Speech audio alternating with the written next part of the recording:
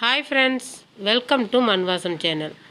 முதல்ல நான் எல்லா நண்பர்களுக்கும் விநாயகர் சதுர்த்தி நல்வாழ்த்துக்களை தெரிவிச்சுக்கிறேன். நம்ம இந்த விநாயகருக்கோசம் இப்போ நம்ம செய்ய போகிறது பால் கொழுக்கட்டைங்க. பால் கொழுக்கட்டை செஞ்சு நம்ம விநாயகருக்கு இன்றைக்கி படையல் போடலாங்க. அதுக்கு முதல்ல நான் 1 கப்பு அரிசியை நல்லா ஊற வச்சு மாவு இடித்து வச்சுருக்குறேங்க. இப்போ நம்ம அதை வறுத்து எடுத்துக்கலாம். நீங்கள் இல்லைனா இட்லி குண்டானில் வச்சு கூட நீங்கள் ஆவி காட்டி எடுத்துக்கலாங்க.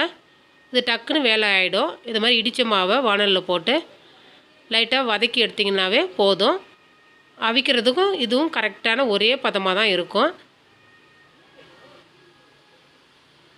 நல்லா மாவு உங்களுக்கு நல்லா பளபளன்னு ஆகிற வரைக்கும் நல்லா வறுத்து எடுக்கணுங்க. பாருங்கள், இந்த அளவுக்கு நல்லா உங்களுக்கு பளபளன்னு இருக்கணும்.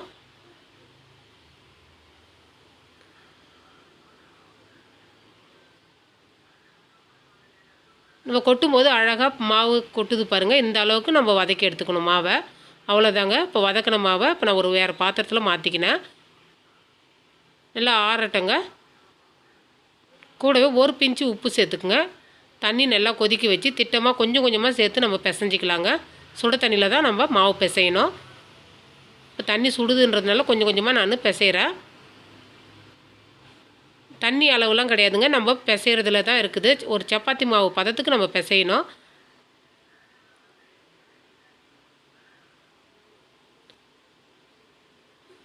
நீங்கள் கொஞ்சம் கொஞ்சமாக தண்ணி சேர்த்து பிசைஞ்சிங்கன்னா உங்களுக்கு அளவு கரெக்டாக தெரியுங்க.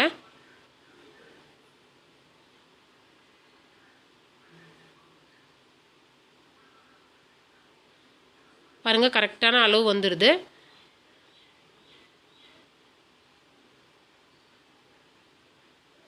இப்போ இது கூடவே 1 டேபிள் ஸ்பூன் அளவுக்கு நல்லெண்ணெய் விட்டுக்கிறேங்க. நான் நல்லெண்ணெய் விட்டு பிசையும் போது நமக்கு கையிலையும் ஒட்டாது. வேகும்போது உங்களுக்கு ஒன்றோடு ஒன்று ஒட்டாத இருக்கிறதுக்கு தான் நம்ம கொஞ்சமாக நல்லெண்ணெய் சேர்க்கணும். இந்த அளவுக்கு பிசைஞ்சிக்கணுங்க மாவு. இப்போ சின்ன சின்ன உருண்டையாக எடுத்து நம்ம உருட்டி எடுத்துக்கலாம். ரொம்ப பெருசாக போடக்கூடாதுங்க. இந்த அளவுக்கு உருட்டினா போதும். பால் கொழுக்கட்டைக்கு இந்த அளவுக்கு இருந்தால் தான் கரெக்டாக இருக்கும். இது மாதிரியே எல்லா உருண்டையும் உருட்டி எடுத்துக்கோங்க. நான் உருட்டிட்டேங்க எல்லாத்தையும். இது அப்படியே இருக்கட்டும். இப்போ நம்ம பாகு காய்ச்சிக்கலாங்க. கேஸ் ஆன் பண்ணிவிட்டு ஒரு வானல் வச்சுக்கோங்க. 1 கப்பு மாவுக்கு 1.5 கப்பு வெல்லம் கரெக்டாக இருக்குங்க. வெல்லம் மூழ்கிற அளவுக்கு தண்ணி சேர்த்துக்குங்க.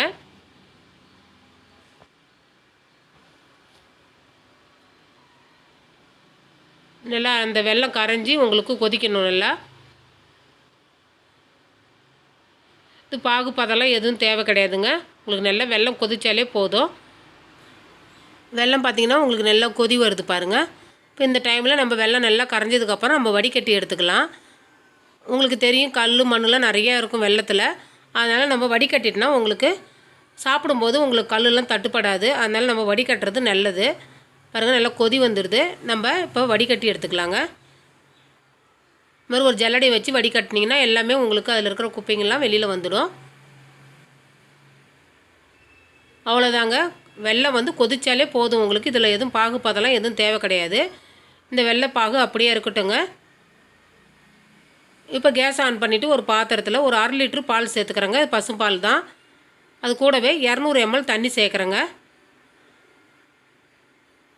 தண்ணி சேர்த்து நல்லா பால் நல்லா காயணும். நல்லா கொதி வருது பாருங்கள். இந்த அளவுக்கு நல்லா பால் கொதி வந்ததுக்கப்புறம் நம்ம உருட்டி வச்சுருக்கிற அந்த உருண்டையை சேர்த்துக்கலாம். தண்ணியை ஒரு 200 ml சேர்க்குறோன்னா நம்ம கொழுக்கட்டை போட்டு வேகணும் இல்லைங்களா? அதுக்கு பாலிலே வெந்ததுன்னா உங்களுக்கு சுண்டிடும். அதனால் இதில் வெந்ததுன்னா கரெக்டாக இருக்கும். போட்ட உடனே கிளறக்கூடாதுங்க. இது மாதிரி நீங்கள் இந்த பாத்திரத்தோடு எடுத்து லைட்டாக அசைச்சி விட்டிங்கனாவே கீழே ஒட்டாது. உருண்டை போட்டது நம்ம கரண்டி போட்டிங்கன்னா உங்களுக்கு உடைய ஆரம்பிக்குங்க. இது மாதிரி மேலே வந்து எழும்பி வந்ததுன்னா அதுக்கப்புறம் நீங்கள் கரண்டி போடுங்க. அதுவும் ரொம்ப போட்டு கிளறக்கூடாது. லைட்டாக கிளறி கொடுத்திங்கன்னா போதும். பாருங்கள், நல்லா ஒட்டாத வந்திருக்கு. ஒரு 5 நிமிஷம் கழித்து நீங்கள் கரண்டி போட்டிங்கன்னா கரெக்டாக இருக்கும்.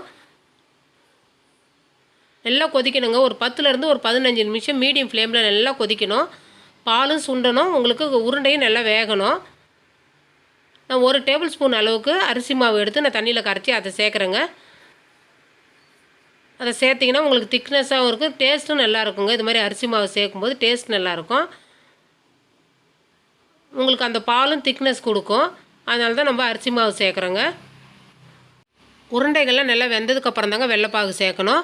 அதனால தான் சொன்னேன், டைமும் 10லேருந்து ஒரு 15 நிமிஷம் உருண்டைகள்லாம் நல்லா வெந்தால் போதும்.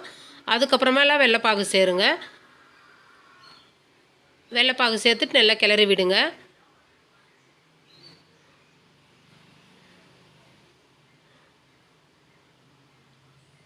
இப்போ பார்த்தீங்கன்னா நான் ஒரு அரை மூடி தேங்காய் பால் எடுத்து வச்சுருக்கேங்க. அரை மூடி தேங்காவை நல்லா பால் எடுத்து வச்சுருக்கேன் அரைச்சிட்டு. இப்போ அதையும் சேர்த்துக்கலாம். தேங்காய் பால் சேர்த்து ரொம்ப கொதிக்க தேவையில்லைங்க. தேங்காய் பால் சேர்த்ததும் நிறுத்திடலாங்க நம்ம அடுப்பை. இப்போ உங்களுக்கு பார்க்குறது தண்ணியாக இருக்கிற மாதிரி தாங்க இருக்கும். நீங்கள் எடுத்து ஆற வச்சதுக்கப்புறம் பார்த்தீங்கன்னா கட்டியாகிடும். நம்ம அரிசி மாவில் உருண்டை போட்டுருக்கிறதுனால இழுத்துக்குங்க உங்களுக்கு. இப்போ ஒரு டீஸ்பூன் அளவுக்கு ஏலக்காய் பொடி சேர்த்துக்கலாங்க. ஏலக்காய் பொடி சேர்க்கும்போது வாசனை நல்லா சூப்பராக இருக்கும். அவ்வளோதாங்க. இப்போ ஒரு கைப்பிடி அளவுக்கு தேங்காய், துருவின தேங்காய் சேர்க்குறேன் நான். நீங்கள் தேங்காய் வந்து பல்லாக கீறி போட்டாலும் சூப்பராக இருக்குங்க. துருவிக்கு தான் போடுறேன் நான். அவ்வளோதாங்க, ரெடி ஆகிடுச்சு நம்ம பால் கொழுக்கட்டை. இந்த ரெசிபி பிடிச்சிருந்ததுன்னா மண் வாசம் சேனலில் லைக் பண்ணுங்கள், ஷேர் பண்ணுங்கள், கமெண்ட் பண்ணுங்கள், சப்ஸ்கிரைப் பண்ணுங்கள். தேங்க்யூ.